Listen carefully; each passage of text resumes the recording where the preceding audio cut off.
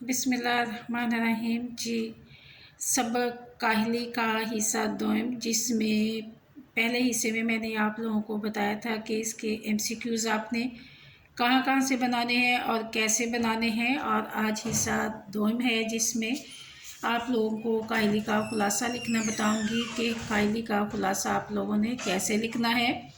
जी, सबसे पहले देखें कि सबक का आपने हवाला देना है, जिसका हेडिंग जिसकी आप देंगे हवाले मतन, जिसमें 3 पॉइंट्स आ जाएंगे। सबक का नाम काहिली इन्वर्टेड कॉमास, मुसन्निफ़ का नाम sir Syed Ahmed Khan inverted commas में आगे लिखेंगे पेन से लिखने के बाद। और ये जो हेडिंग्स हैं ये आप कट मार्कर के साथ देंगे। और तीसरा पॉइंट जो है वो है माखज़ है, यानी कि किस किताब से लिया गया है, अख़ज़ किया गया है ये मज़मून जो है। जी, मकालाते सर सैयद हिस्सा पंजुम। अब इसमें मकालाते सर सैयद हिस्सा पंजुम, ये जो क़ाफ़ नुक्तों वाले से शुरू होते हैं तो आप इसको ऐसे ही लिखेंगे। हिस्सा पंजुम भी आगे मेंशन करेंगे और उसके बाद आप खुलासे की हेडिंग देंगे और उसके नीचे 2 लाइनें लगा देंगे। और जहाँ पे आपकी लाइनें ख़त्म हो गई वहाँ से आपने खुलासा लिखना स्टार्ट करना है। जी देखें, हमेशा इस चीज़ को जहन में रखें कि खुलासा लिखते हुए इन बातों का आपने ख्याल रखना है कि फ़र्स्ट खुलासे की शुरुआत जिस तरह से चैप्टर की शुरुआत होती हैं, पहला हिस्सा हमेशा खुलासे के शुरू में आएगा और जो दरमियान का हिस्सा है वो सेंटर में आएगा और जो आखिरी हिस्सा है वो खुलासे के आखिर में ही आएगा। यानी कि आगाज़, दरमियान और इख्तिताम जो है वो सबक के मुताबिक ही होना चाहिए, अपनी मर्ज़ी से नहीं होना चाहिए कि आप शुरू के हिस्से को सेंटर में ले जाएं और सेंटर के हिस्से को लास्ट में ले जाएं और लास्ट वाले हिस्से को आप शुरू में ले आएँ। खुलासा लिखते हुए हमेशा इस चीज़ को आप लोगों ने मद्देनज़र रखना है कि खुलासे की शुरुआत सबक के मुताबिक होनी चाहिए। और इसमें इसके अलावा अपने अल्फाज में आप कुछ नहीं लिख सकते कि आप काहिली एक, जैसे इसका एक उन्वान है तो आप सोचेंगे काहिली जो है वो आप अपनी मर्ज़ी से कुछ भी काहिली में लिख दें। नहीं, ऐसा बिल्कुल नहीं कर सकते कि जो सबक में बताया गया है वो ही बातें आपने लिखनी है। जो सबक में बताया गया है वो ही चीज़ें, उन्हीं उसी मवाद को आपने आसान अल्फाज में आपने लिख देना है। लेकिन ये नहीं कि काहिली का एक टॉपिक देखते हुए आप उसमें जो मर्ज़ी कहीं से आप किसी और किताब से एक मज़मून उठाएं और काहिली में लिख दें। जी, अब देखिए, मुसन्निफ़ कहते हैं कि काहिली एक ऐसा लफ्ज़ है जिसका मायने समझने में लोग अक्सर गलती करते हैं। लोग समझते हैं कि हाथ पाँव से मेहनत ना करना, काम काज में मेहनत मजदूरी में और चलने फिरने में सुस्ती करना काहिली है। अब देखें यहाँ पे, क्योंकि ये जुमला जो है काफ़ी बड़ा था और इसमें बहुत सारी जगह पे कॉमा आया है। और उसके बाद मगर ये नहीं समझते कि दिली कुव्वा को बेकार छोड़ देना सबसे बड़ी काहिली है। ये पहला पैराग्राफ था। उसके बाद है सेकंड पैराग्राफ शुरू होता है। ये देखें, 2 फिंगर्स गैप, जितना ऊपर दिया हुआ है उतना ही गैप नीचे है। रोटी कमाकर खाने के लिए हाथ पाँव की मेहनत, हाँ जी। उसके बाद ये बहुत ज़रूरी है।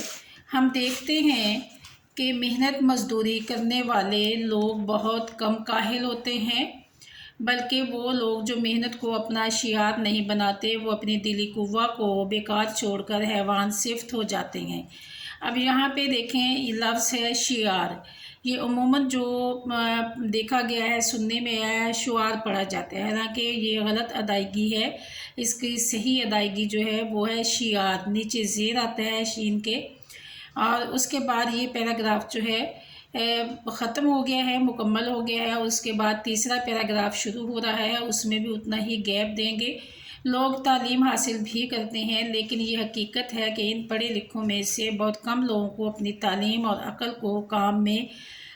को काम में लाने का मौका मिलता है। अब यहाँ पे भी एक ऐसा ख़ास लफ्ज़ आया है जिसका अदायगी जो अमूमन जिसकी गलत होती है, अकल है। इसको हम अमूमन पढ़ते हैं, बोलते हैं अकल पढ़ते हैं, लेकिन ये सही अदायगी इसकी होती है, अक्ल होती है। और इसके बाद ये पैराग्राफ मुकम्मल हो जाता है। उसके बाद अगला पैराग्राफ शुरू होता है। इंसान भी हैवानों की मानिंद एक हैवान है। जब उसकी दिली कुव्वा सुस्त हो जाती है और तो वो अपनी हैवानी खसलत में मुब्तला हो जाता है और वहशियाना तौर तरीके अपना लेता है और जुआबाजी तमाशबीनी का आदी हो जाता है। یہ پیراگراف یہاں پہ مکمل ہو گیا ہے اور اس کے بعد اگلا پیراگراف شروع ہو رہا ہے۔ سر سید احمد خان کہتے ہیں کہ ہم تعلیم حاصل کرتے ہیں لیکن ہندوستان میں مقامی لوگوں کو ایسے کام بہت کم ملتے ہیں جن سے دلی قوہ اور ذہنی صلاحیتوں کو استعمال میں لانے کا موقع ملے، جبکہ مغربی ممالک میں خاص طور پر انگلستان میں لوگوں کو ایسے مواقع بہت زیادہ ملتے ہیں۔ جی اس کے بعد ہے لاسٹ پیراگراف ہے۔ مصنف اپنے ہم وطنوں سے مخاطب ہو کر کہتے ہیں کہ اگر ہمیں اپنے ملک میں دلی قوہ کو کام میں لانے کا موقع نہیں مل رہا تو اس کا مطلب یہ ہے کہ ہم نے کاہلی اختیار کر لی ہے اور اپنی صلاحیتوں کو بیکار چھوڑ دیا ہے۔ ہمیں ان مواقع کے حصول کے لیے بھرپور کوشش کرنی چاہیے۔ قوم کے ہر فرد کو چاہیے کہ وہ کاہلی کو چھوڑ کر محنت کو اپنا شعار بنائے، کیونکہ اسی میں قوم کی بہتری چھپی ہوئی ہے۔ اور اس کے بعد آگے ایک شعر مینشن کیا ہے جو کہ زندگی اور چستی سستی کے بارے میں ہے۔ زندگی یکسر محرک ہے، سکون یکسر ہے موت، کچھ نہ کچھ اے نوجوانان وطن کرتے رہو۔ اللہ حافظ۔